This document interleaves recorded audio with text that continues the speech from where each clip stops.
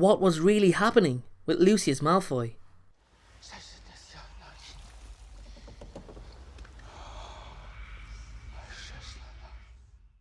Lucius Malfoy had a dramatic fall from grace.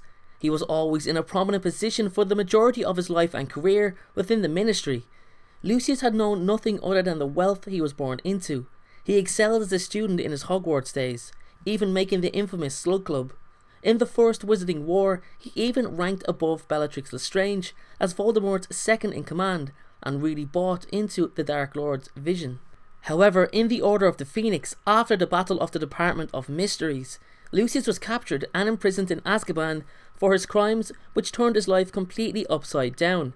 He became a shadow of the arrogant, aristocratic bigot he once was. So, what was really happening with Lucius? What was his mindset like? And how did the imprisonment change him?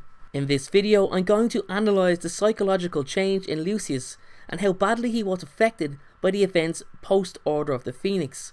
So, firstly, we've got to go back to the First Wizarding War. Voldemort is at the height of his power.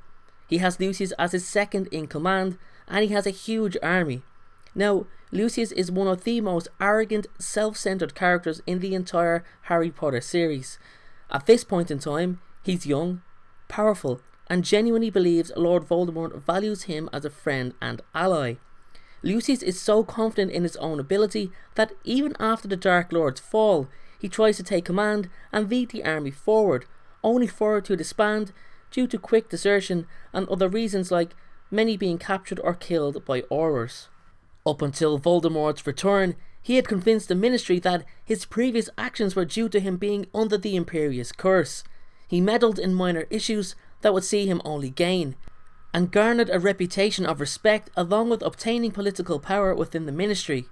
He bought the people he could win the favour of, and by the time of Voldemort's return, he was quite an imperative figurehead amongst the Ministry and magical sector of Great Britain. So now that we understand just how prominent Lucius was, let's look at where it went wrong. Voldemort was already extremely angry that none of his followers had even attempted to find him. There's a line in the movie that I feel captures their relationship perfectly. "Not even you, Lucius," which highlights his disgust that Lucius didn't appear as dedicated as the Dark Lord had originally thought. Now, despite his disappointment, Voldemort still reinstates him as his second in command and assigns him the task of retrieving the prophecy. He even lures Harry to the Ministry, so all Lucius has to do is get the prophecy from Harry. I believe this was Lucius' test to regain the Dark Lord's fading approval. His failure is met with huge punishment.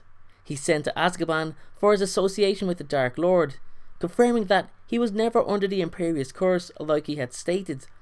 His incarceration was the headline of the Daily Prophet, bringing total embarrassment to the Malfoy name, a name that has represented generations of pure-blood wizardry and power amongst the wizarding world.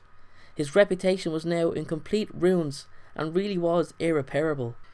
Voldemort had now washed his hands of Lucius completely after his failure. In fact, he wanted to leave Lucius to rot in Azkaban, only for Severus Snape to convince him otherwise.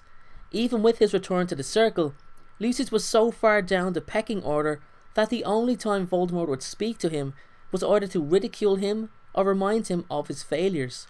So Lucius has lost everything, only his wife and son remain, which helps him to finally realise what's important: his family. His confidence and mannerisms are shot to the point that he would even rival Wormtail in a shrieking of fear contest in Voldemort's company. Mentally, he's absolutely broken, and although his crimes were effectively horrid, I found it difficult not to feel sorry for him. He finally realises what Voldemort is truly capable of, although on the inside he never thought he'd be on the receiving end of his wrath. He becomes disillusioned with life under the rule of the Dark Lord. His only concern is his wife and son. He was also well aware of Draco being set up to fail as further punishment for his own failures, which in turn left Lucius in a constant state of concern for his son's location and well-being. When it came down to committing themselves to the Dark Lord, Lucius and his family finally had enough and abandoned Voldemort during the Battle of Hogwarts. Lucius found the courage to leave before he knew Voldemort's fate. He had endured the worst, most distressing period of his life, and although his views on blood purity remained, his extremist actions diminished for good. Thank you very much for watching today's video, everyone. Guys, I have an exclusive offer for 5 days only, and they will never come back again. If you are a Slitherclaw, maybe you're a bit of Slytherin, maybe a bit of Ravenclaw, you have some cunningness, you have some wisdom. If you want to get your very own t-shirt or hoodie, all you have to do is click the link in the description below. But do not fret if you are not a Slitherclaw. I have many other hybrid houses coming along that will be released in the next few coming videos, like Gryffindor or Huffleclaw, etc. There's a couple more coming. But guys, the Slitherclaw are available now for 5 days. If you want to, click the link in the description below. So guys, if you want to get the Harry Potter Folklore Slitherclaw t-shirts, you know how to do it. Guys, thanks again for watching today's video. If you feel it deserves a like, then give it a thumbs up. And if you feel this channel deserves your subscription, you know how to do it as well. Thank you very much again. Harry Potter Folklore for more Harry Potter content. Have a great day.